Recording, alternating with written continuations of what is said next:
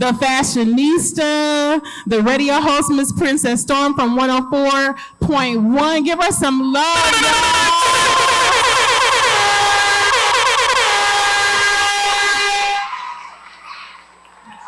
Hey, y'all. How y'all doing out here today? Y'all look good. I like your braids. Okay, I see y'all. Y'all did your edges this morning. She said, I know that's right. Who said that? Her right there. Hey, friend. As y'all know, I am Princess Storm. I work for Hot 104.1. How many of y'all listen to the radio? Y'all be lying. Don't lie here today. Don't lie here today. Y'all really be listening to the radio? What's your favorite song that we play? All of them. What you say? Okay, I can't hear everybody. Friend who said, I know that's right. What's your favorite song? Oh, Ski. Okay, somebody else. Okay, tell me, what's your favorite song that we play? Yeah, you. Oh, girl, we don't even play Shake Your Dread, Shake Your Dread, Shake Your Dread.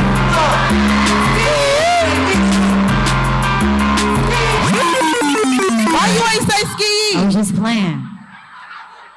You ain't what? Let me hear you say it. Girl, she's my Ski. Bye, I'm not talking to the side of the room no more. Okay, y'all, listen. I am Princess Storm, and today, here, you already know we are here to welcome the Sophia Project. We're here for International Day of the Girl Conference. Can y'all make some noise for yourself?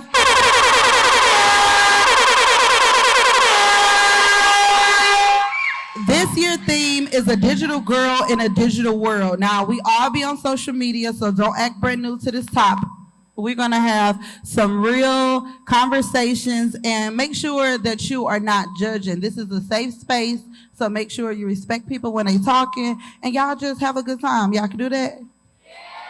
All right, so last but not least, I want to thank everybody who works here at the Sophia Project. They have put this amazing program together. Can y'all stand up if you are a part of the organization, if you help, if you volunteer, anybody? If you didn't know, the Sophia Project is a mentoring program that works and helps with middle school and high school girls right here in the city of St. Louis. They also help teams grow through inspirational workshops, field trips, and group activities like today. They cultivate and create and help self-worth. Let's give it up for this amazing organization right here in St. Louis. I love that y'all got y'all phones out. I love that y'all having a great time. Now listen, I love to have fun. I'm like, not for the streets, I be on the sidewalk, but I be, y'all feel me? Do I got anybody out here like that? No. Well, y'all shouldn't even be outside. Y'all only like 18 or 7 or 8 or 9 or something like that. How old are y'all? 13 or 14. That ain't that far from 8 and 9. I'm just gonna tell you right now. That ain't that far from that. Okay, well y'all only 14 and 15 and 13, so y'all shouldn't even be outside for real. They like, girl, bye. So listen, right now, I need y'all to make some noise to some ladies that came and turn up with us here today. Can y'all make some noise for DJ Kimmy New? With DJ Kimmy New. And I need everybody to make some noise for DJ Dazzle E. So we're going to have a little fun here today. We're going to do a battle with the new school and the old school. Now, I thought y'all was going to really suck at the old school, but I heard y'all singing, Can We Run? Oh, they was jamming. So listen, seriously though, can everybody make some noise for DJ Kimmy New? Woo! With DJ Kimmy New. And everybody make some noise for DJ Dazzle. DJ Dazzle is in the mix. They just rep for the old school and the new school. Which side was y'all feeling? New school? Old school? New school? Both of them? Okay, there we go. So listen, man, make some noise for yourself one time for coming out here. We about to get to the next part of this program. We are going to have a panel topic discussion. Before we do that, these high beam lights, can you turn them down just a little bit? Whatever these lights is right here. Light person, please. Ooh, we appreciate you. Just a little bit. Ooh, thank you. I appreciate that. Now, we have so many things that's going on here today. I do need you guys to pull out your cell phones. It is going to be a QR code on this screen. You can actually scan the code and you can submit questions. That's the only thing you will have your phone out for, is to submit some questions, okay? We're going to put it back and y'all going to be able to do it. But right now, I'm about to introduce our amazing panel, okay? Y'all ready? So, I'm going to tell y'all again to scan a QR code and submit your questions. But right now, I need to welcome Tiffany Spain. Can y'all make some noise for Tiffany Spain? Coach Tiffany Spain. Coach Tiffany Spain is a St. Louis native growing up in the heart of St. Louis and is a proud product of St. Louis Public Schools. Coach Spain attended Missouri Baptist University on a track and field scholarship and was named All-American in track and field consecutively indoors and outdoors. Make some noise. Coach Tiff, as everybody call her, founded her passion from coaching and volunteering with her alma mater, Gateway Institute of Technology, and St. Louis Blues AAU track and field. She has now began coaching for 14 years. Coach Spain is the head of track and field coach at Gardner-Ritter College Prep High School. She's like, wow! She and her coaching staff have led the Lady Lions for 3 consecutive state titles. Make some noise for the Lady Lions. Coach Spain is now one of Missouri's most decorated coaches, winning 21 and 22 Class 5 Girl Coach of the Year, 21 Missouri Coach of the Year, 2023 U.S. Track and Field and Cross Country Coaches Association Coach of the Year, and 2022 and 2023 National High School Coaches Association Track and Field Coach of the Year. Coach is also the founder of the Yards Athletic Performance, where she and her staff does training that ranges from mental health and physical training. She has 4 beautiful children, and her husband, Coach Spain, is also the head coach of Gardner-Ritter football team. Can y'all make some noise one time? Coach Spain's favorite quote is, "Control what you can and let God handle the rest." Can y'all give it up for Coach Spain right here? Up next, we got Nicole Player. Can y'all make some noise? Nicole Player is the founder of and the CEO of Black Girl Motivation, a motivational app that is designed for Black girls and women to inspire, empower, and uplift and motivate with daily positive message. The Black Girl Motivation app is more than just a motivational app, it's a movement. It provides a supportive community offering resources and a motivational content tailored to the unique needs and aspiration of Black girls and women. The app has become a beacon of the women right here in St. Louis to empower, unite, and inspire Black girls around the world that reaches for the stars. Nicole's work is a testament to the transformative power of vision, determination, and unwavering belief in the potential of every Black girl. Make some noise for Miss Nicole right here. And last but not least, can we make some noise for Miss Ariel Biggs?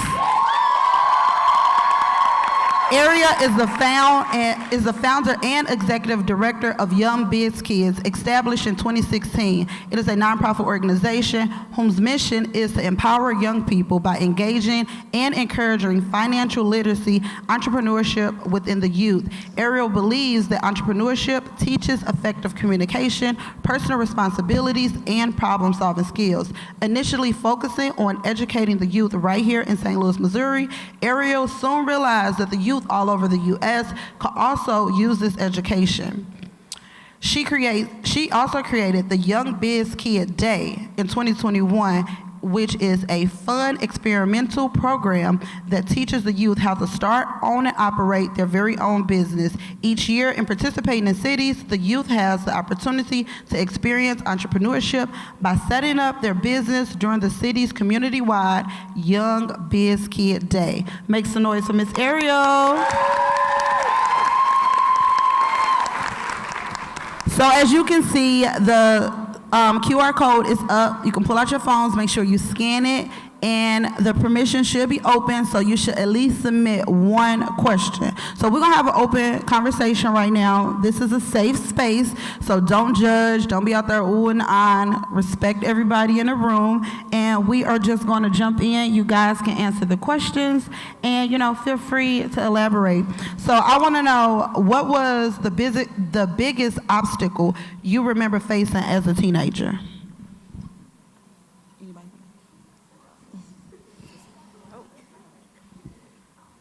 Testing. Okay. For me, I would say the biggest obstacle I had to face as a teenager, and a lot of you guys might be able to relate, but really I was in high school, and this was our very, very first day of high school. And me and my friend, and you know how when you get with your friend, you just be laughing and kikiing. We were laughing. We had a school assembly. It was the first day. And we're just laughing and talking, and the principal was up there and he was telling everybody to be quiet, but we weren't paying attention, so we just laughing. Well, he literally singled us out and was like, "You two, right there, get up, get out, you're expelled from school." And so we just but we was just laughing, like we weren't even doing anything. And so we literally got expelled from school the first day of school. Mind you, so this is a new school, right? You don't know these people, and it was an obstacle because this was the perception that everybody had of us, right? All we were doing was laughing, but in their eyes, they're looking at us as if we are bad kids or, we're disturbing and different things like that. So we really had to change the image that people saw of us the first day of school. Not to mention, right, you still trying to make friends and figure out who you are as a person. So it was challenging, but it was worth it, going in. And some of the things that I did was get involved, right? I joined clubs, participating. So then that same image that the principal thought I was the first day of school, right? I was able to change that image. But again, it was innocent on our part, but the reality is that they thought we were bad kids, so. And for me, one of the biggest challenges I faced, I grew up in the Cochran Projects downtown. I was bused out to Melville, and just the cultural shock that was expected of me to know certain things and do certain things and be expected to go to college when that wasn't the reality for me.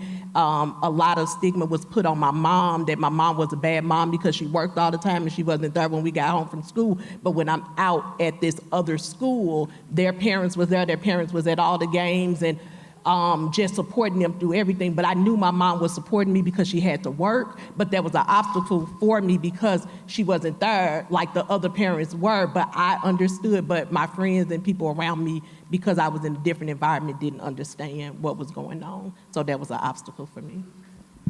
An obstacle for me, it started in third grade when one of my teachers, my third grade teacher, told me that I wasn't going to be anything. And that kind of really stuck with me throughout, I guess, my elementary years, middle school years, and high school years, because when somebody tell you something so potent, you start to believe it in a sense. So throughout school, it was just like, well, she said I ain't gonna be nothing, so I'm gonna just give 10%, I'm gonna give 50%. And I really didn't give my all. And once I started learning the value of me and myself, and once I started, because track was my outlet, And once I started really putting my all in something that I loved, and everything else came into place. Everything else fell into place. So growing up, and that, I mean, when I say that stuck with me for a very, very long time. It was not only, it started with the third grade teacher, but then it also started with a family member, you know? And then it just went on. And like I said, eventually you start to believe that. And it was like, well, am I good enough? Can I do this? Can I do that? But like I said, track was an outlet, and once I started performing top notch on an elite level, then I started, you know, like I said, looking at my worth and looking at my value, and everything started coming into place. And so in high school, and I'm gonna just be real transparent with y'all, like my Cardinal kids know I'm very transparent. My GPA in high school, sophomore year, because I came in, wanted to laugh and play and, you know, be the fun girl. My sophomore year GPA was 1.5. 1.5. I never had anybody to tell me, hey, you need to do X, Y, and Z to get to A, B, and C, or anything like that. It was 1.5. When I graduated from college, because I got a track scholarship, like she said, to Missouri Baptist University, when I graduated for college, my GPA was 3.8. I was on the dean's list. So never believe what anybody tells you, okay? Always know your worth and your value. So I want to know, what was one of your most embarrassing moments as a teenager?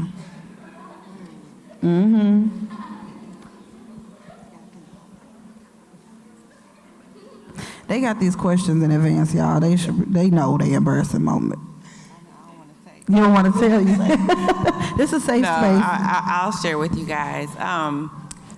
One of my most embarrassing moments would probably be going through puberty. So when I started my cycles were so bad. I mean, my cramps I was in excruciating pain.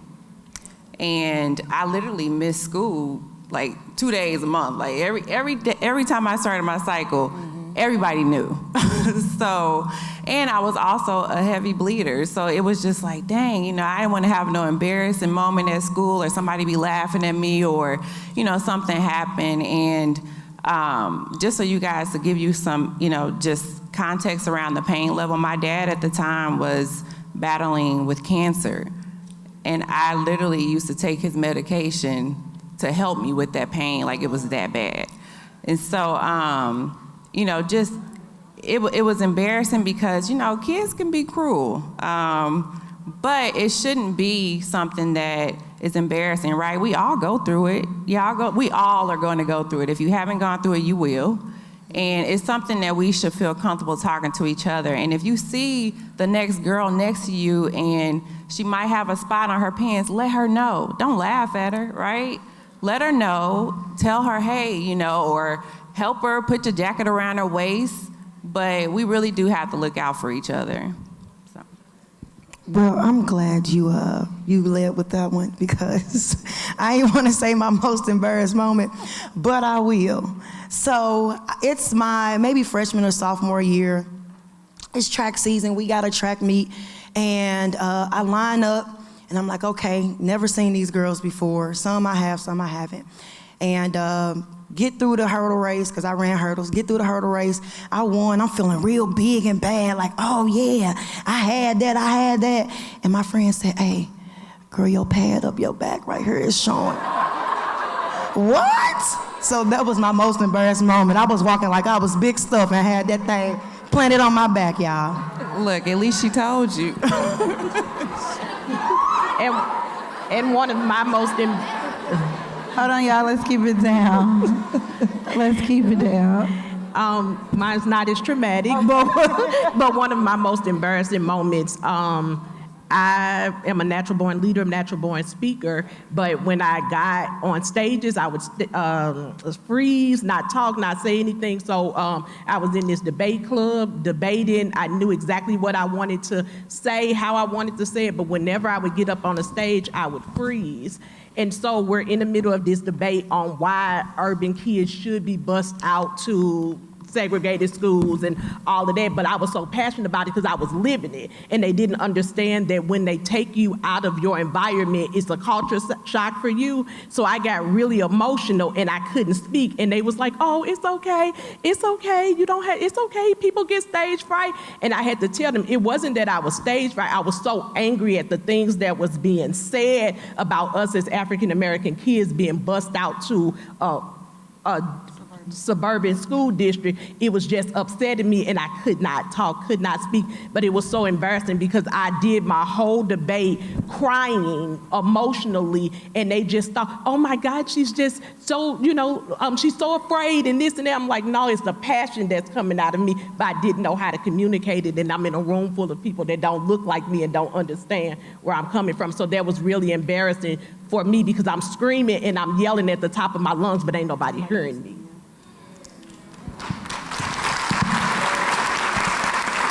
So we all know this year's theme is a digital girl in a digital world. So we're gonna talk about social media a little bit, right? As an adult or any young black adult, young black woman, do you believe social media impacts your self-esteem and in what ways? Let's be specific for the ladies out here. So I think for us, and y'all can correct me if I'm wrong, I think for us it's a little different because we didn't grow up with social media. I mean, Facebook came along in 2005 and it was only for college kids. We had, MySpace? Yeah. We had MySpace. I'm with them. I don't remember MySpace. So we had MySpace. So it's a little bit different, but teaching in schools, being around young adults, being around kids, I think it totally impacts who they are, how they move, and what they want to do because they see these images of people, and I'm gonna just keep it real with y'all, these fake images and fake profiles and fake people living these fake lives, and we want to be just like that. We want to drive a G-Wagon. We want to live in this big house in this big mansion. But what they do to get that? That's the thing. What do they do to get that? So I think that it does impact you guys' generation. I think it does impact some younger adults. But for us, we didn't grow up with it. Now, some of us who didn't grow up with it, it still impact them because, some people grow in their own times. But I would say this, it does impact you guys. It does taper off into it can become depressing. It can become mentally challenging for you guys because you're thinking you're supposed to live up to a certain image and you're not. God made everybody unique. You are unique within yourself. You are who you are because God made you that way. He didn't make you to be anybody else. He made you to be your own personal selves, to do your own personal thing on your own personal journey.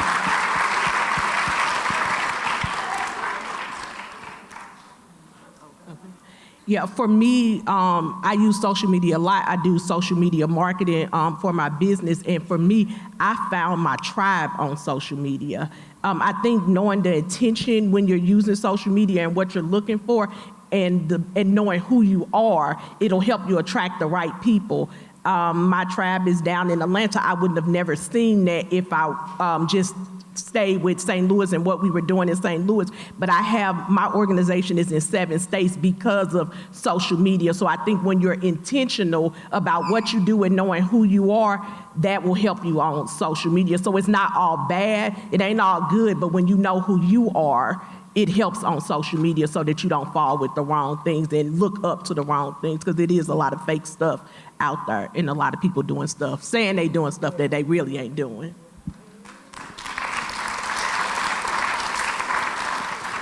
I would just echo everything they already said. But I think it's important that you are intentional about who you follow, who's following you, right?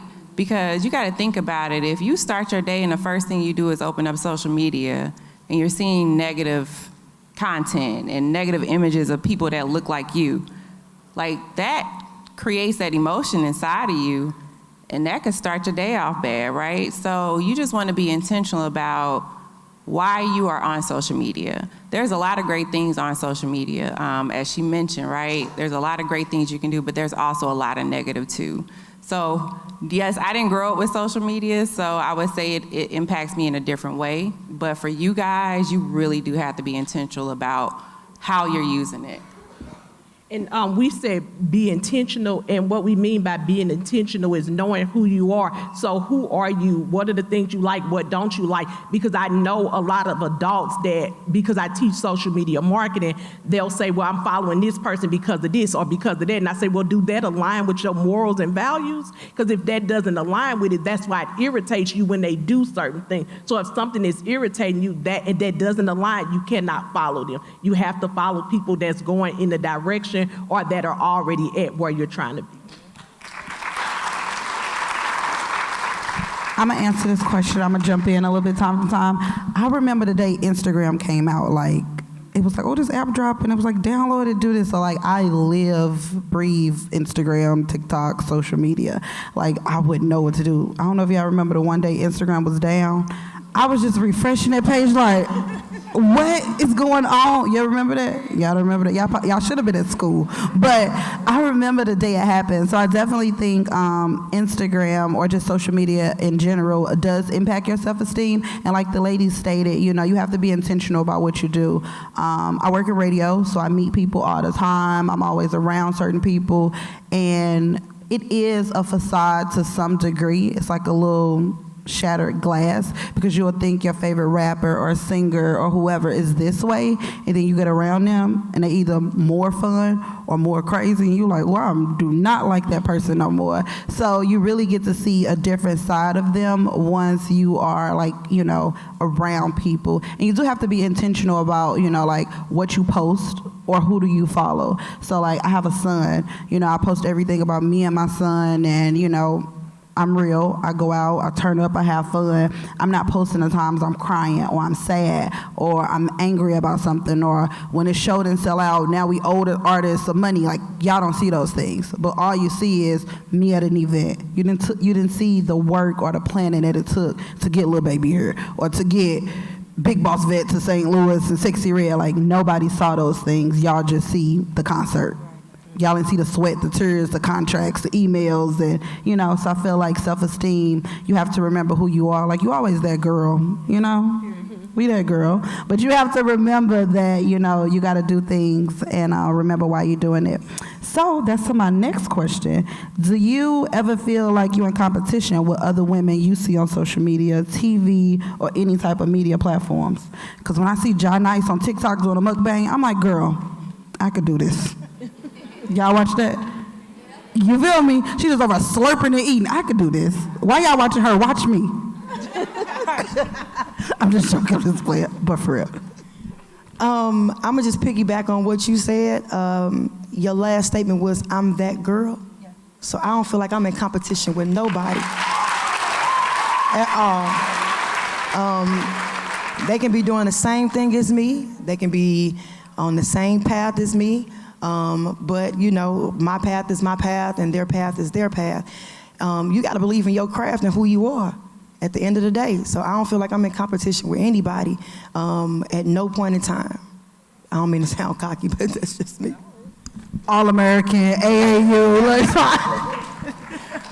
I don't look to social media like, I don't believe women are competition. I look at them as motivation, right? Like, I might see somebody doing something, I'm like, ooh, I like that. I think I can do that too, or I can try that too. But honestly, I'm my own competition, right? I'm just trying to be, I'm just trying to be better than I was yesterday, right? So really, you are your own competition. And if you, obviously, when you run in track, right, you ain't looking behind you to see what they doing, right? Not at all. You focus. So that's how I use social media. But no, we all, you know, motivate each other.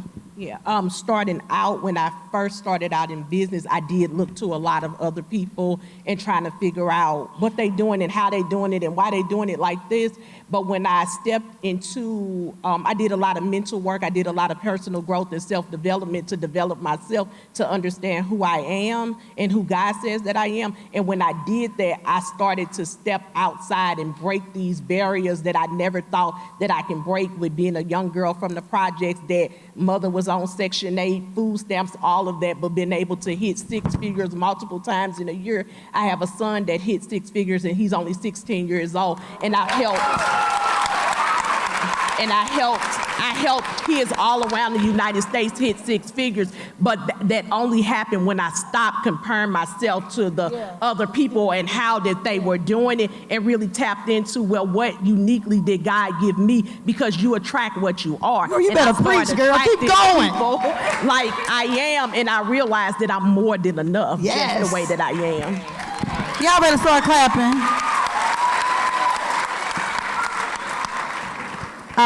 So on a positive message about social media, how do you feel that it influenced the way, or like how you feel, like your weight, your hair, your complexion, your skin? Like, do you feel like what's impactful about, social media? I will say, and I'm gonna be honest with y'all, when I first, or went back to being natural, because we all are born natural, but I had a relaxer and I used to straighten my hair. When I first went natural, I hated it. I hated the way I looked. I hated the way my hair, it just did not do what I thought it was gonna do. You know how you do the twist out, and one day it look good, tomorrow it don't look good, and so I really hated it.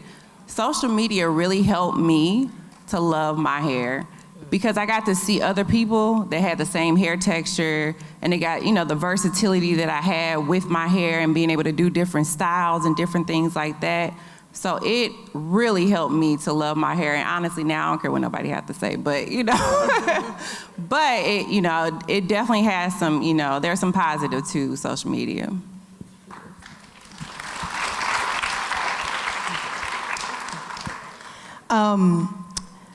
I would say that nowadays it is more, I won't say acceptable, because I use the word acceptable. It's more acceptable now to be natural in your own skin. That's what we're promoting now, in our own skin. So when in 2015, that's when I cut my hair off. Like, I had long hair, short hair, braids, anything you could think of. I had it, every color.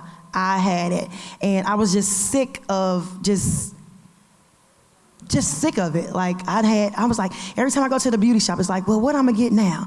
Well, what I'm gonna get now? And it was just like, you know what? Just go cut it off. And I was like, no, I'm not doing that, cause I can't be on social media bald headed now. And my godmom was like, baby, you beautiful either way it go, So I was like, I was still like, nah, girl, you tripping. But eventually, I just went on and did it. And I've been like bald for since 2015. And when I talk to other people, even when I get hair, I had hair 2 weeks ago, y'all. Had a little Bobbiana. And my kids was like, girl, that's cute, but that ain't you. Gone back bald-headed. So I think it's more acceptable now, and in this day and age, that people are more encouraging. It doesn't matter what stage your hair is in. I started my daughter locks, and she was started, from the little twisties, and everybody was like, oh, I don't, when it's on them, I don't like the in-between stage. And I'm like, baby, you better rock it. It's cute. And once they post the picture, it's like, girl, that's cute. Girl, you look good, and it just sometimes boosts their confidence. So that's what I think about it.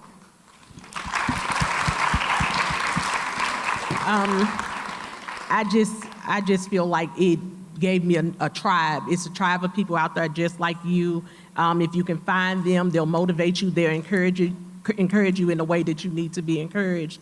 And that's what I feel like look for who you can relate to. Y'all can clap. I want to know, what tools or resources do you wish you had, when you were younger, in your teens or just in your younger days, that would have helped your self-esteem?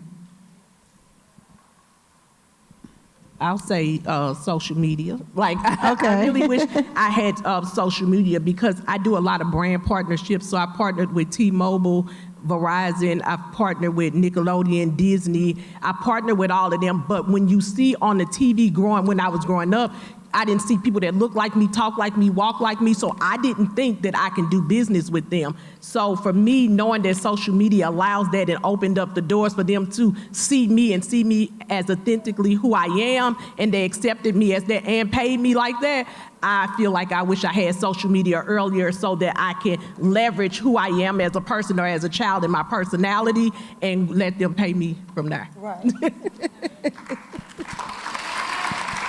I'll say the same thing. It's putting your talents out on social media now is just ridiculous. Like, you can find anybody doing anything at any time of the day.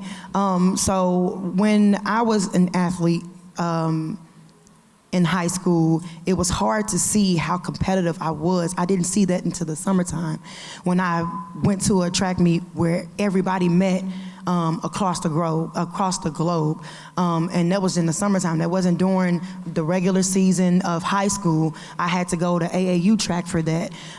So during high school track, you never get to see like who's really your competition or anything like that. Am I doing this wrong? Am I doing this right? Or whatever. Now you can find a whole tutorial on how to run hurdles, and you can do it in one day. So I didn't have a real hurdle coach. You know, I taught myself how to hurdle. Now I'm teaching my daughter how to hurdle. She's the top hurdler in the state. And I'm also teaching other young girls how to be elite. Some of my track girls, can y'all raise your hand, please? Can y'all raise your hand? Y'all be acting so scary. Can y'all raise your hands? We got some of the top-notch track runners in the country sitting in this one section over here. And I wish I had that at an early age. Not so much to boost my self-esteem, but just to encourage me and motivate me to keep going and to strive. Even if it was somebody that was running better times than me, how can I beat them?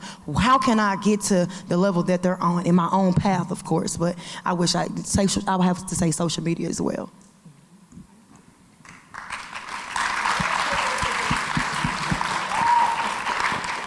I'm gonna have to say Black girl motivation. So, period, right? No, so I created a mobile app, Black Girl Motivation. It's available in the App Store, in the Google Play Store. Make sure you download it. But I'm also the mother of 4 beautiful Black, little girls. My oldest is 12. She's in the back. I brought her with me. But I'm gonna share a story with you guys. I'll be quick, I'll be brief. But when my oldest was starting pre-K, she was starting school and there wasn't a whole lot of diversity, so there wasn't a lot of people that looked like her. And her first day of school, she was, obviously trying to find friends, and this girl walked up to her and asked her why her skin was brown and told her she couldn't play with her. And so, like, as a 4-year-old, it's kind of hard to tell you, like, to help you to understand racism and, different things like that. Obviously, as her mom, I was angry, but, I also had to really speak a lot of life into her.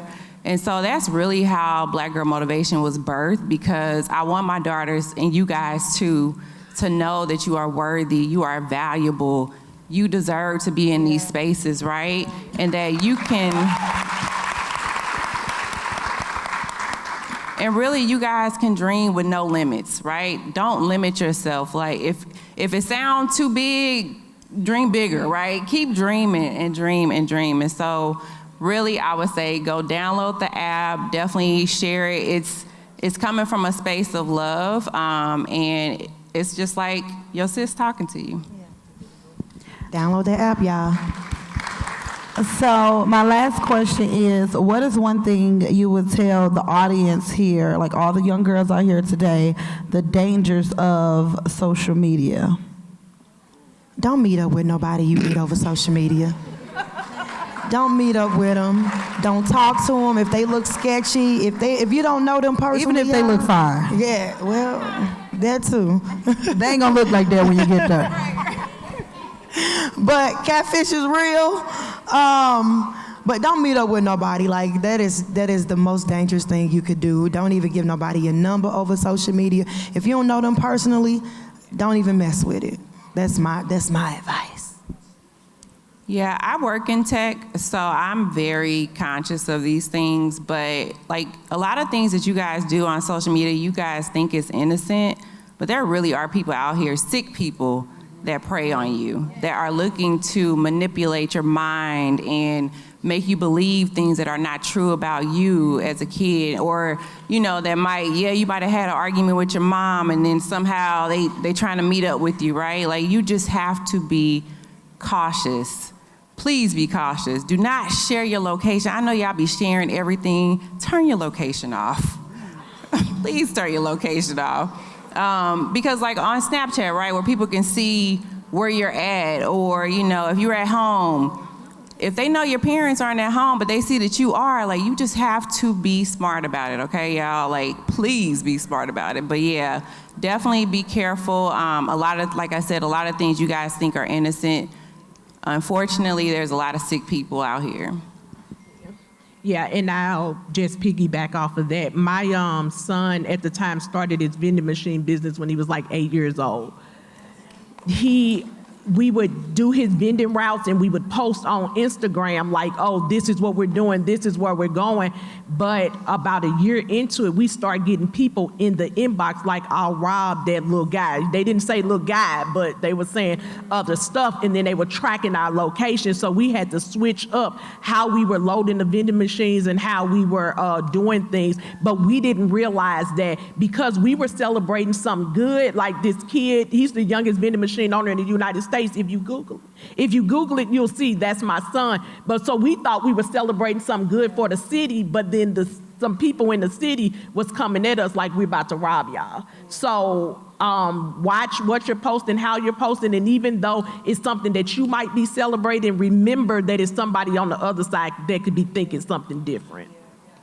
Hey, let me tell y'all one more thing. I want y'all to sit up here. I want y'all to get close. I don't care what that little boy say in them DMs. Listen. Why they lean back? Get back up here. They say, wait a minute, hold on. I don't care what that little boy say in them DMs. Guess what?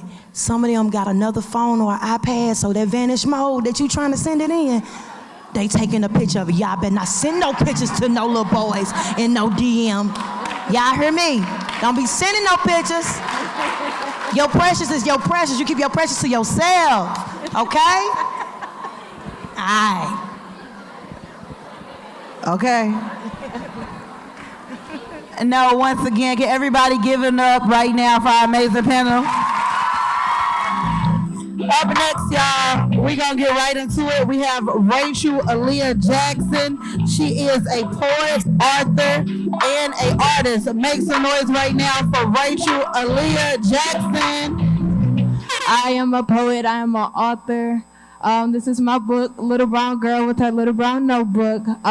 You can do it. I've been writing poetry for over 10 years now, and I just decided to put it in a book. This is something that is possible for all of y'all. So if you like to write, look, put it in a Google Docs and upload it. And I promise you'll be an author. All right? So I have a poem out of my book called A Message to the Youth. A message to the young ladies. Y'all ready? Say cool. All right. Be yourself. The world will try to suck you until it's melting pot of lies and tell you that you're not beautiful. But truth is, beauty is in the eye of the beholder. And I need you to know that you hold the most power over you because I love you. You are wonderful. Stand firm on your beliefs despite the venom that fall from the lips of your peers. You just have to know that you got to have the antidote of kindness. Because I remember when I found myself. God caught my tears and turned them into oil. He washed my feet and let my cup runneth over. Have faith in him. Have faith in you. I have faith in the seeds that he planted inside of me because 2 years ago I chose that I don't want to be on a planet that didn't love me. But 2 years later, I am here standing in front of you, telling you that you matter, that you're beautiful, that you deserve the world. It's okay to set standards and expectations for the world, especially those little boys. Set your standards up high. It's okay to express your self-love because I remember being young. I remember being full of life. I remember having all the joy, and my curiosity ignited my path so that every step I took lit up. And I remember when my eyes were pure and I saw the world as my fairy tale kingdom. I was a princess. But then the clock struck 12 and reality hit, and my prince never came to save me. But here I am, still standing in purpose. Here I am talking to all these beautiful ladies, reminding you that you are beautiful, that you should love yourself no matter what they tell you. Don't give up. Stand firm. It's okay to cry, but let those tears fuel your passion. You can change the world. And this is my message to the youth. Once again, thank you, thank you, thank you. Once again, I am Rachel Aaliyah Jackson. I am an artist, I'm a poet, I'm a mentor, and I hope y'all having a wonderful day. Thank you. Well, listen, up next, we have Amy Miller. She's a therapist who's going to come on the stage and talk to you guys through mindfulness moments. Can y'all make some noise right now for Miss Amy? Make some noise for Miss Amy. Y'all can do better than that. Good afternoon. What time is it? What time is it? Is it still morning? Good morning. I had to make sure it was morning or afternoon. I couldn't remember. It's a whole lot of y'all in this room. Woo! It is so awesome to be here. As was said before, my name is Amy Miller, and I'm a therapist here, mental health counselor. So that type of therapist here in St. Louis, Missouri. And I work a lot of places, y'all. So, but one of the places that I'm very proud of is I work for and work with an organization called Organized Chaos. We have been in a few of the schools that are here, and I'm honored to be in this space with you guys. They asked me to come out, and we're going to talk about mindfulness and mental wellness just real quick, because it's time for you all to get ready for eating and everything like that. I am a trauma therapist. Does anybody in here know what trauma is? Okay, so we're talking trauma, mental, physical, spiritual, emotional, financial trauma, right? And trauma are things that don't have to be super duper duper severe. Sexual trauma is the last one. They don't have to be super super duper severe. They can be small spaces of trauma. Do you all get me on that? Because some I can see some and not, or whatever. So the space of the matter is that trauma is anything that makes us feel uncomfortable. Trauma, these are spaces that we encounter in life that make us feel uneasy. It's those things that attack that intuition that we have on the inside of us that we know, oh, we shouldn't be doing that, or oh, this doesn't necessarily feel right, and what we can do to do different. Y'all got that?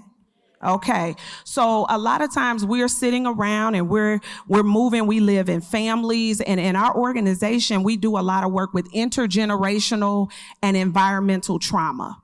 So intergenerational trauma looks at, this is what my grandmama taught my mama, and my mama taught it to me. And I'm doing these things, and I don't even really know why I'm doing it. I just do it because this is what it was. This is what I saw. This is what they taught me to do, or what I observed them doing. And those are those spaces right there. We kind of get maybe have those spaces of the I can't help it. When those situations come up. Environmental trauma looks at what's around us. the company that we're keeping, our schools, work, church, community organizations that we are a part of, extracurricular activities that we do, right? Our neighborhoods, where we live, right? That could be traumatic for us, and all of that shows up in our bodies. So we have behavioral responses in things that we do. And based on the situation that you are in, you might respond differently, okay? We have fight. Can y'all say fight? Flight. Freeze. Fawn.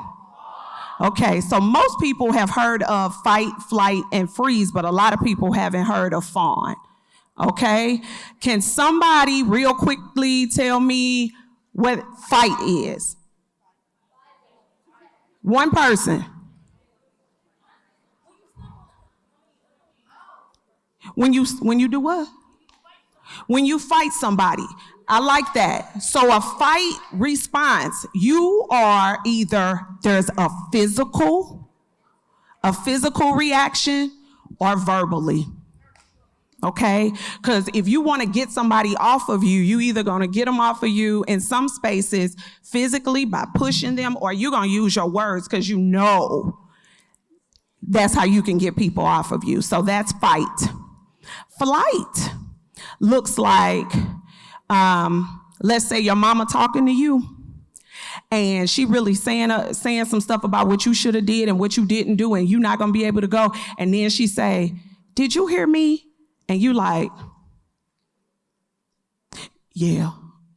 So you there, but mentally you are checked out. You are trying to get to the next thing. You're just trying to answer the question, right? So you have mentally checked out of a situation. And sometimes flight is situation comes up and you like, I'm not even finna do this. I'm out. Bye. Okay? Right? Whether I'm at school, whether I'm at home, if I'm seeing somebody getting into it and one of my friends getting into it and I don't want to deal with that because my mama gonna get me, I'm gonna be like, I'm not dealing with that. That's flight. I'm out. Freeze. A lot of times is when we're in a space of freeze, it's like we play possum. And a lot of times I see this a lot as a clinician when I have babies that have been involved in like sexual trauma, where they kind of just sit there and it's almost like things just need to happen so I can go on about my business, right? So that's freeze. We want to just almost play possum. Right? My son would do stuff when he was a little bitty boy, maybe about 3, and I would tell him to stop, or what are you doing? And he would sit there and do like this. And I'm like, you do act like you do know I can see you, right? You didn't disappear. I can still see you, kid, right? And he like, dang, the jig is up, right? So fawning. Fawning is an interesting one because fawning comes up when, let's say it's we will put ourselves in a situation to help people, knowing that it's a detriment to us, but because we want to keep everybody feeling good and all of that, we want to people please, we will put ourselves at a detriment to help other people, okay? So that's fight, flight, freeze, and fawn. And those are behavioral responses. And depending on situations that you all endure and experience, whether at school, at home, you're going to respond differently. So with that being said, we come back around to trauma. Trauma teaches you that you do not have choices. Trauma teaches you that if the same or similar happens, then I'm going to respond the way that I responded the first time that happened. Do you all understand what I'm saying here? Y'all following me a little bit? So if, I want to give you all an example. So let's say you get into a fight. And your mama says, you get into another fight, you ain't got to worry about the school coming to get you because you're going to have to deal with me. Right? And I heard that, that means there's some mamas up in here, and the babies, the mamas that get with y'all. My mama get with me still. So Here's that behavioral response. Somebody else comes to fight. Your initial response is to fight, but you gotta put something else in place. And that's what we talk about in therapy. And that's what we talk about when we come down to dealing with traumas. Trauma teaches us that we don't have choices, but in fact, we do. We might not like the choices, but we have to stop and slow down. Be intentional. I heard some of the speakers in the panel talking about being intentional about what we do, because every situation that we get ourselves in, there is always a reaction, whether positive or negative. And you got to think about what your next move is, because some people that you all are going to interact with, their journey in life is just not going to be yours, and they might be on a different level, higher or lower, and you're going to have to make some good decisions or some different types of decisions. Y'all following me? So what I want you to do, I want you all to sit up, because this is the exercise. I'm almost done. Y'all ready? I want you all to sit up in the chair. This is a mindfulness exercise that don't even cost no money, okay? We're gonna sit here. If any time, especially for my little ones that really deal with maybe some more severe traumas that we just don't have time to talk about in this room, and you don't feel safe. We all have moments where we don't feel safe, okay? This is an exercise that deals with the 5 senses, okay? So I want you to close your eyes. It's a safe space. 5 things that you can see, and start in your eyes, or you can even open your eyes and maybe look around. Count 5 things that you can see. Then go to 4 things that you can hear.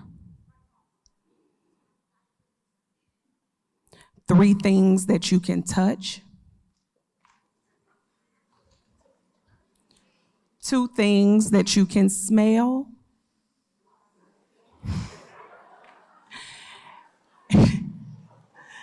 And 1 thing that you can taste. Y'all finna eat? Hold on. So what this does is it slows and it helps to ground your body. And it helps you to feel safe and to remember that you are in the present moment and you are not in the space that caused anxiety or fear. 5 things that you can see, 4 things that you can hear, 3 things that you can touch, 2 things that you can smell, and 1 thing that you can taste. Y'all got me? All righty.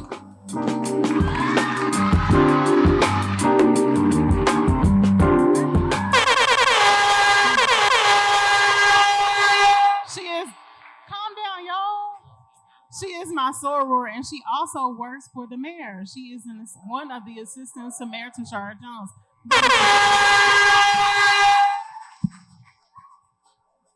She's got a lot of Black girl magic in her arsenal, and so I want you all to give her some respect, okay? Hey, girl, hey. Hey, girl, hey. All right. Hey, y'all. How y'all doing? Y'all look good. Thank you. I'm so excited to be here. We're going to be talking about all things social media, okay? How many of y'all got a TikTok? Let me see. Okay. How many got a IG account? Y'all use it every day? Good. So we're going to be talking about that and how social media impacts how we see ourselves and our self-esteem. Y'all ready to get into it? Perfect. I'm going to introduce our panelists. We got 2 amazing women who's going to be joining us today. We got Precious Berry.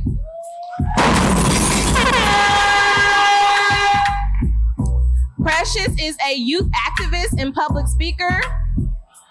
Yes, give her some love, y'all.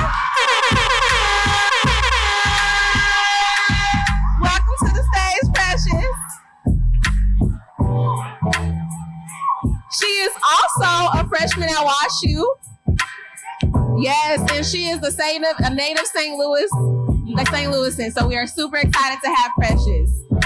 She is working to start a career in politics by interviewing local politicians and educating herself about African American history. And she also continues to work to fight for education for young Black and brown people. So let's give Precious some love. Our next panelist is Rael Kent. Let's give Rael some love.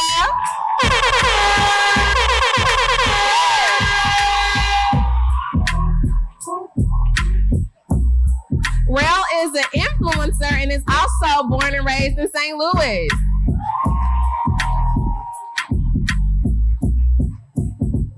All right, perfect. So we are so excited to talk to Rael and Precious.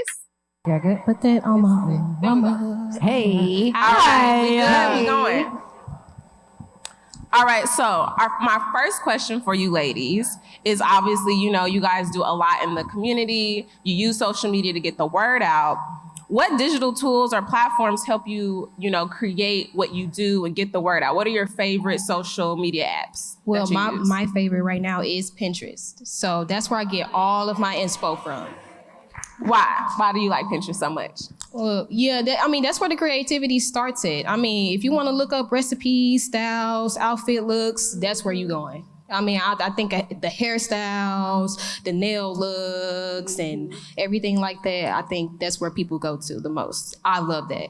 Okay. I love Pinterest. What about you, Precious? I think for me, so I'm actually a public speaker. So one thing that I wanted to do was to make sure that I reach out to young people specifically. So if I got any Instagram people in the room, just using Instagram and also using, I know a lot of people are now just using, what's it called?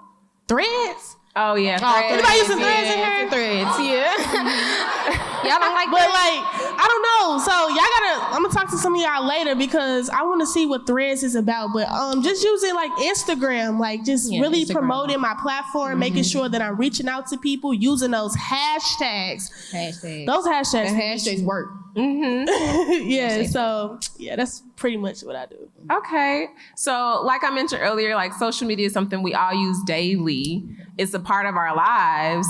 And so it can have an impact on it too, right? If we see something good on social media, we might feel happy. If we see something sad or about war, it might make us feel anxious. Yeah. So because of that, how has social media or any of these digital tools impacted your life, your relationships, friendships?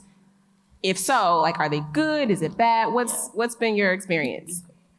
For me, I had to learn how to find that balance while using social media and understanding that sometimes it could be too much. I don't know if you all ever heard someone says how you can change your own identity by looking at someone else on social media. And for me, I felt like I was blindsided to that. I didn't know that I was trying to live my life through someone else's fantasy. And I had to make sure that I was paying attention to that to see who am I living for and what I'm going to live for. And specifically, and that is going to be for me. So it's all about just finding that balance. Now, if you go on my Instagram timeline, it's nothing but motivation and positivity and just understanding that, hey, I can't go on TikTok for a couple of minutes to an hour to couple of more hours, which I don't know whatever. But social media can be very addicting, and it's all about what you're watching and what you're soaking in. So just also be mindful of what information that you're processing. So basically, like what you said, have anybody heard of, the grass ain't green on the other side, it's green where you water it? Because sometimes on social media, it's not good as it seems. And that have affected me in ways because I'm looking at it, okay, when I was younger on social media, Instagram, Facebook, TikTok, Snapchat, and all them kind of things, I'm watching everybody day-to-day life, or they posting the greatest picture of all time, but what was the story behind it? What was before that, and what was after that, and what was during that? And you don't realize, okay, I want to try to do this, I want to try to do that, and everything like that. Don't just grasp as soon as you see it. Don't try to be like that, be you on social media. So I think it's the influence that social media platforms have. Don't let it take control of you. That's a really good point. I think a lot of times, you know, social media is really like the highlight reel. We only gonna post the good, the best that we've done. We don't really post our failures or when we've made mistakes. Yeah. And so because you guys are so active on social media and it is a part of your brand, how do you maintain that balance of, you know, being both positive, but also authentic and true to yourself? I set schedule. So right now, I know it's kind of hard for me because I'm transitioning from being a young woman to now an adult. So I have to set a schedule for myself, setting the time, knowing when to get things done, knowing when to work, and then post what I need to post, and then go back to my day-to-day life because it can take a toll on you. And you'll kind of get sucked in, and then, like you say, you scrolling through TikTok for hours, and yeah, you don't want to do all that. Set a time for yourself, set a schedule, and, you know, go by that. Even if you got to plan it out and write it out, I try to maintain that balance and everything with work and school and sleep and eating and hanging out with friends and family. So that's how I do it. Yeah. For me being a freshman, everybody got to class. But for me being a freshman in college, with me taking 18 credit hours, that's a lot of credit hours. And I'm only able to really spend a lot of time on social media at night.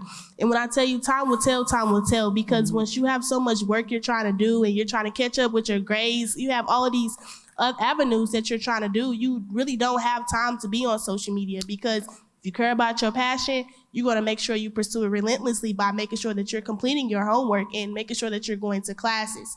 So, I mean, you're really just pretty much just trying to find that balance between work life, social media, and your own personhood, livelihood. That's perfect. I'm glad you mentioned that when you talk about that balance and that livelihood. I think also too, you know, social media can be a place where people might not post the nicest comments. Oh yeah. You know, there's places like the Shade Room that, you know, doesn't always promote the most unifying messages.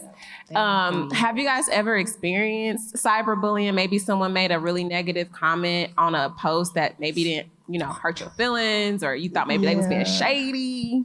I have not, but I've come across something that was like, okay, that was just so random, but I kind of just laugh it off and push it off, because sometimes people would try to attack you just to get under your skin. Oh yeah.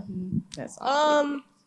Now, God forgive me, but have you ever been on social media and y'all saw a post and y'all just went straight to the comments? Like, cause you know they being shady, right?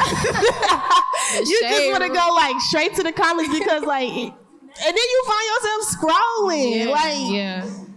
Yeah, but the comments be funnier than the actual. Yeah, it do. Like, I just feel like, yes, and I feel like it's so much relativity, like in it, and transparency. Like, God know our hearts. Like, yes, like God know our hearts. But I have like personal experience, like a lot of backlash and like, I want to say cyberbullying, but like, so I got involved with everything that I was doing by learning to use my voice in my own household, and then being able to be outspoken in the community. I didn't grow up in an easy household. I still don't. But I feel that sometimes God will really break you to position you and put you in your right place. And for me, that's what I had to learn as a young person, is that how can I be a catalyst for myself? And how can I activate in my community by learning to advocate for who I am? And I had like a lot of young people, as I was going out in the community representing for other young people in my school, I had like a lot of young people saying like, oh, she thinks she know everything. No, I don't know enough. You know, I literally had to educate myself. Like, and it's kind of weird when we see like a lot of, let me say this, for example, when we see a lot of young people in leaderships, you know, you always got, oh my God, I know your parents are so proud of you, or your mom, your dad. Like, to me, no, I didn't have all of that. I'm gonna be really honest with you all. I did not have all of that. I stayed with my grandmother for a majority of my adolescence. And, you know, it was me just gaining my motivation by knowing how much that I had to work for my future. And I want everyone to know in the room that if you really want something, no matter how hard life gets and the circumstances that you're going through, you have to learn to keep fighting and to keep pushing, because life is not easy and it's going to be so many obstacles that is going to be thrown your way. But it's up to you to make those crooked lines straight. And if you learn to make those crooked lines straight throughout, no matter whatever you're going through, you'll be all right. And, you know, everyone doesn't have a perfect story. I want you all to know that. So, yeah. Yes, let's give it up. Thank you. We're getting deep on this panel. Right. So I do want to take us or talk about, you know, self-esteem and how, you know, sometimes I be on social media and I see people or things that are happening. I'm like, dang, I need to get like them, or I need to do better. Or, you know, you start to sometimes feel like you got to compare yourself to what other people have or what they look like. And so how do you guys manage or navigate the feeling of, you know, sometimes social media can make us feel like we're not pretty enough, or like maybe my hair is not the way it should be, or, you know, things of that nature where we kind of create some self-doubt? So I could say that it all started for me when I was younger, and I had to maintain that because I was getting bullied just for being ugly, just for having my beauty mark and everything like that. And you're not ugly. Let's just make this clear. You are beautiful.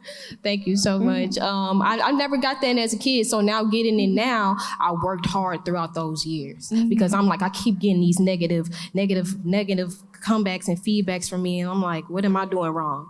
Let me go to social media. Let me see what the new hype of pretty is or beautiful is. And you can't really put a definition on beauty. You can't. You cannot. I mean, like every woman, every girl, every young teen, every young adult, every older woman, like y'all are beautiful inside and out. So I think maintaining that, you have to put some time for yourself alone, spend some time with yourself, your beauty, look at yourself, wear it with confidence, wear your style, be unique, be who you are, and, you know, thrive. Yes, like she said, you are beautiful. I try, which I'm learning each and every day, is to say affirmations to myself. Do you all know do you all know what affirmations are? What's the affirmation? Words of encouragement. Yeah. Say that. A motivation what? Stand up. Who? Okay, Motivational quotes, motivational and then you right here. So form of manifestation. Absolutely, yes. Yeah, so that's what I had to keep doing every day, is to say I am loved. Most importantly, I have to say that first. Oh my gosh.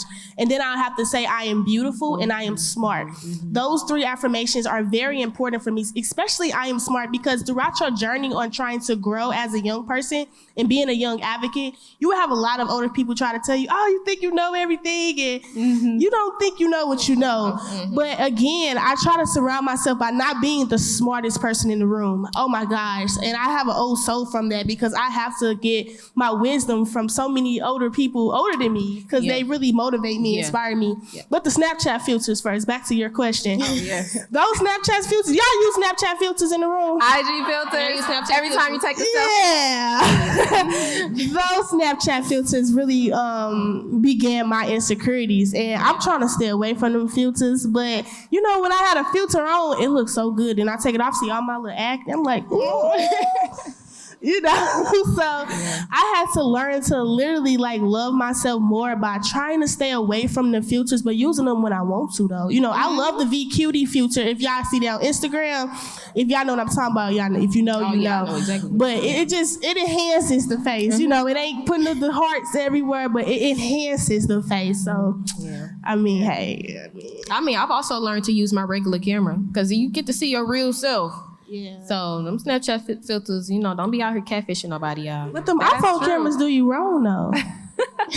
So, Precious, you mentioned doing affirmations. Do you want to lead us in one real quick? The one that you just mentioned? All right.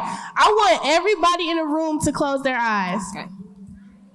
I'm looking too. Close your eyes. Close my eyes too. Close your eyes. Close your eyes, shut your mouth, do it. Close your eyes And imagine yourself on a beach where you can hear the waves. Why y'all laughing for? That was the waves, y'all. And then I want you all to say to yourselves, don't say it out loud, but say to yourselves, if you were living in a perfect world, what would your life be like? Think about that. Just think about it. Think about it. Think about it. Think about it. And then I want you all to say one word to yourself that you think that will carry you for the rest of your life. For me, mine would be that, I am capable, I am strong, I am beautiful. Mind you, keep listening, hearing that wave too. Don't forget about that wave. And then I want you to open up your eyes now. I know you're like, me, yeah. Y'all still here in the same room. But that exercise is to really put you in this trance of really feeling you and your own self-worth. Self-worth is very important. Self-worth is going to keep you going whatever you're going through in life. If you keep saying those words to yourself that you said in your head and keep saying it over and over and over again, sometimes say it 4 to 5 times out of the day. Sometimes write it on a little notepad and stick it on your wall or stick it on your mirror when you wake up. And once you keep allowing yourself to say those words, just imagine how far it will take you. So affirmations are very something that I do a lot, which I'm still working on. I'm not perfect. You know, I still may go back to, I can't do this anymore. But again, just saying those affirmations, because knowing that I'm my number one priority, you know, is what's very important. Thank you, Precious. I think that was, you know, really important for the girls here to know, like, how do I take this back home and deal with this, you know, outside of today? We just got a quick little, you know, refresher course on how to do that. So thank you. Rael, I want to ask you the next question, which is, you know, part of social media, you know, we get people sliding our DMs, you know, trying to shoot their shot. And people, you know, date or find love through social media. How do you navigate those types of instances where maybe you're getting attention that maybe you want or don't want? And how does, you know, social media impact your perspective or views of relationships and love? I ignore them. Okay. Let me just say why, because social media couples, I mean, that's a whole nother different story. But the whole sliding in the DMs, it's come correct. You know, we're ladies at the end of the day. If somebody's not gonna come to you correct, you don't gotta answer the DM or anything like that. But I kind of just brush it off for me, because it's like, what are your intentions? And also, is this going to be real? Or are you just playing with me? Because this is just my platform. You're just looking at my platform. If you don't want to know what's on the other side of my platform, then what are you here for? There we go. No, that is so true. Do y'all have a lot of boys reach out to y'all in y'all DMs? I'm gonna see y'all It's a few of y'all. That's like 5% of the room. Y'all. Let me see your DMs. But no, y'all, that is what growing up is, and being on social media. We're going to have people that is going to reach out to us on our social medias, but it's about how are we responding. Responding is very important. Again, I'm not telling you not to associate with that person if you see him in class every day. You don't want it to be weird, like, hey, but like, nah, you have to have boundaries. Like we went back to saying how boundaries is a lifelong practice, and it's about what we're saying back to that individual. Communication is key. I hear a little chatter out there. Y'all listening? Make sure y'all listening. Think about the waves. You mentioned, you know, setting boundaries. How do you set those boundaries on social media? When should you block somebody versus muting them? When should you unfollow somebody? Like, these are all things that, you know, can take its toll on someone's mental too. Of course. One thing that I need to work on, I am a bad people pleaser.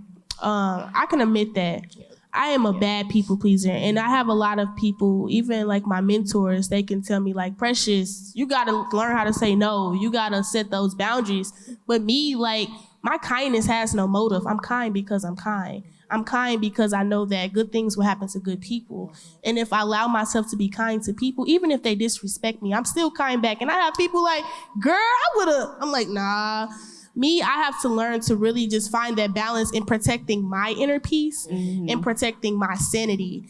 And just to know when a person is keep constantly reaching out to you after you probably told them or reached out to them, it was like, hey, I don't want to talk to you, or I'm okay, or just using those words and those motives of really just saying like, hey, I'm just putting some blockage to it. But if they keep overstepping your boundaries, that's when you need to learn to step up for yourself. So. What about you, Rel? Yeah, also the constant texting, and that's when you could put them on mute and everything like that, because now it's like if I'm not responding, you talking to yourself. So you can having a talk whole to the block conversation. button, but also, yeah, when it starts getting a little out of hand, know when to separate yourself. Have y'all come across any like annoying boys and y'all just Yes. Right. Make a look. They go through that little spam account too. Yes. So yeah, God, we can all relate to having somebody in our DMs that maybe we didn't want there, and maybe that means we need to think about blocking or muting or unfollowing them. Yeah. That's really good advice. Thank you. Yeah. One of the other questions I want to ask is, when you think about what you want to post, how do you decide what you want to post and where? I do mines in IRL. Do anybody know what IRL is? In real life, yeah. So like I just post as I go sometimes.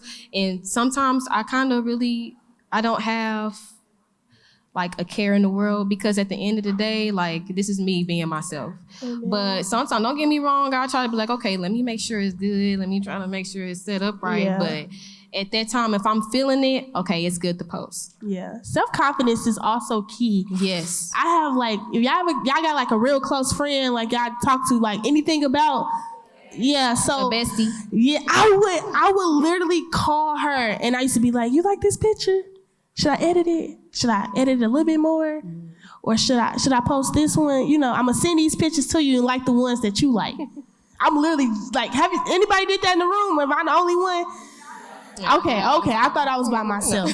But no, as I got older, self-confidence is key. That's your page they looking at. Mm-hmm. They followed you. So they following you to look at your content or whatever that you're posting. So it's about just having that self-confidence and making sure that you stand firm in what you post on social media, and that's pretty much. Yeah, well, thank you so much. So we got some questions that y'all submitted earlier today that we're going to run through. Uh-oh. So let's just go with the first one. How do you deal with low self-esteem? We talked about it a little bit, but when you feeling insecure. That's a deep question. Mm-hmm. That is a really deep question. Because we all have those moments. Yeah, we have those moments. I know I struggle bad with that. And honestly, I still can have it, because at the end of the day, I'm not perfect. But the affirmations, they definitely come through. Yeah. Breathe. I know I can do this. It's okay. Like, you got this. You a baddie. Don't. You gotta hype yourself up sometimes. You're that girl. It really works sometimes. So use those affirmations. Low self-esteem is a part of your emotions too. Don't let it take control of you at the end of the day. So. For me, dealing with low self-esteem, I have mentors. Do anybody in this room have mentors? A person that you go to. A person that you go through. Y'all got a therapist. Yes, they got a couple in here. Your godmama, your aunties, big your cousins, your big sisters. Mm-hmm. Role models. Yeah. When I need a little bit of that confidence, I call them. Yeah. And I know they're going to tell me like, girl, get up. Yeah. Like, girl, get up, you got this. But like, no, like sometimes we need that boost. Like we need that boost. We need the people who really love us and who really care about us and to support us. And we need all of that to build our self-esteem and our self-confidence. And again, every day is not a beautiful day. Yeah. Every day is not going to be easy where I'm this beautiful queen, and you know, Barbie coming down with her heels. Like, no, it's not gonna be like that. But you have to find your own self-worth, and you have to find your own beauty within you, not just on the outside. Yeah. Because if you can fix your internal, just imagine how your external will be. You know, so just keep that in mind. I love that you mentioned that. One of the questions kind of talks about that, like advice on how to stay positive and confident when people might try and get in your way. You know, y'all are very young and y'all have accomplished so much, and you know, y'all gonna encounter some haters on the way. How do you deal with that type of negativity? If you ain't got haters, you ain't popping. Period. You ain't got haters, you ain't popping. I was gonna say, I look at it as a lesson, because this is really the ultimate test. Like, if you want to make it in the world, or if you want to become big or anything like that, there's going to be haters down the line. You're going to get millions, but you're going to get more millions of people that are going to love you. So, like she said, I mean, whatever you're doing, and they don't like it, you're doing something right. Yeah. That's very important. And you're going to get tested the most when you elevate. Yep. No matter how far you grow and progress in life, you're going to get tested the most. It's going to be so many people who's going to try to knock you down and tell you you're not good enough, you're not worth it, you're not able to be in this position. Those are haters. Sometimes you're so good that their spirit irritates you and your spirit irritates them. But it's about knowing who you are and knowing how to grow from that, and knowing you ever heard they said in elementary school, your teachers tell you to ignore your peers? It's the same thing in life. Boundaries, again, will always be a lifelong practice. And it's about how you take criticism in life and how you deal and handle with the situation. Yeah, I think that's you know, a great segue to kind of talking about when you are dealing with those things and those people, it's important to have a support team to help you in those times. Do y'all have support teams? Who are those people? And then how do you lean on them when you're dealing with these insecurities with, you know, obstacles or people who are trying to, you know, prey on your downfall? So my support is family. Family is always first. Amen. I go to my sister, I go to my mama, I go to my cousin, I go to my auntie. These are all women who I'm going to. I'm a woman too at the end of the day. But support from your family, they are going to be there at the end of the day. Because I know if I be like, okay, mama, look, this is that and the third, she's going to tell me, look, you need to do what's best. If I get into it with my sister, how many of y'all got siblings? Everybody. Yeah. Do y'all get into it with y'all siblings a lot? Y'all be arguing? Yes. She be trying to take your clothes and shoes. I'm telling mama. I'm telling mama. And you get in trouble. I'm telling. Yeah, but taking my stuff.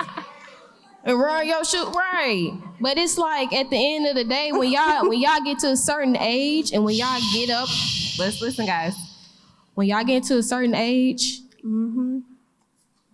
to where y'all are old enough to communicate with each other, your mother or your father or your grandparents, they're gonna be able to tell you, they're gonna be like, okay, y'all need to sit down, y'all need to talk it out.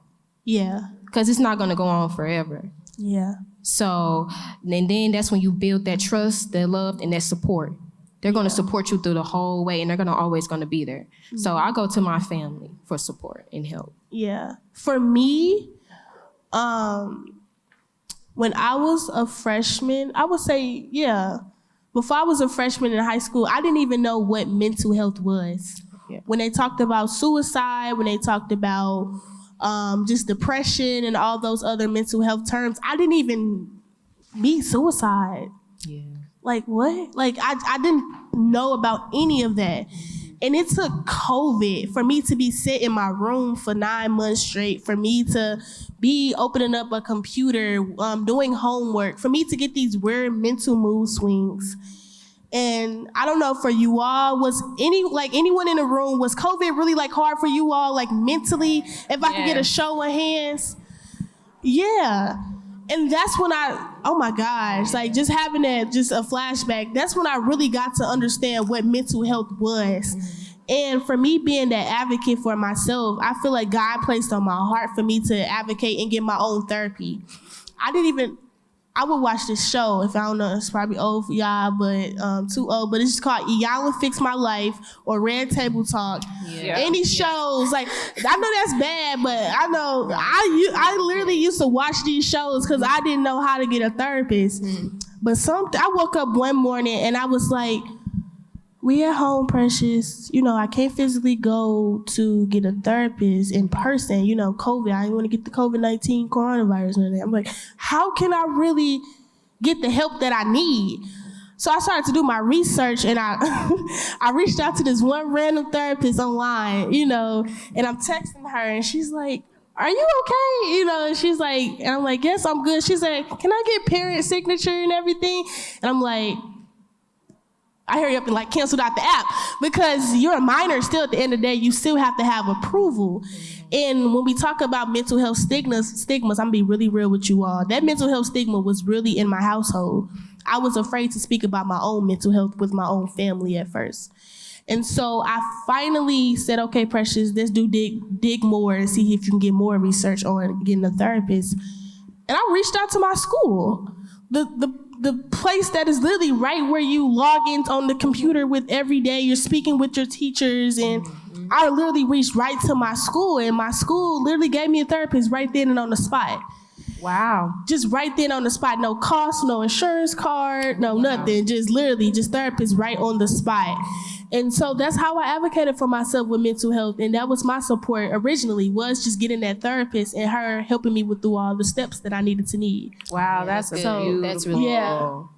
Thank you so much for sharing that. And at that age too. 15, y'all, 15. So to close us out on our panel, I want to ask you ladies, you know, to just give our girls here a word of advice, something that you wish someone told you when you were their age in middle and high school, whether it's about boys, love, relationships, self-esteem, mental health, whatever.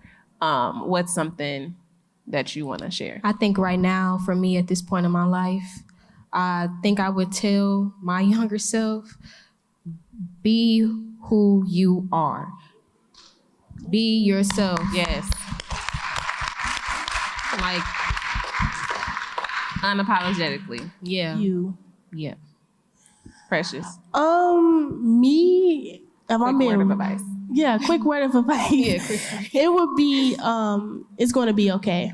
Yeah. That would be my quick word of advice that would really just keep me going in life, knowing that even though how many obstacles life throw at you, just keep going and keep striving and persevering. So yeah, it's going to be okay. Well, let's give these ladies a round of applause. Thank you, Precious. Thank you, Rel. It has been real kicking it with you on the couch today. We really appreciate you. Thank you so much for having us. Of course.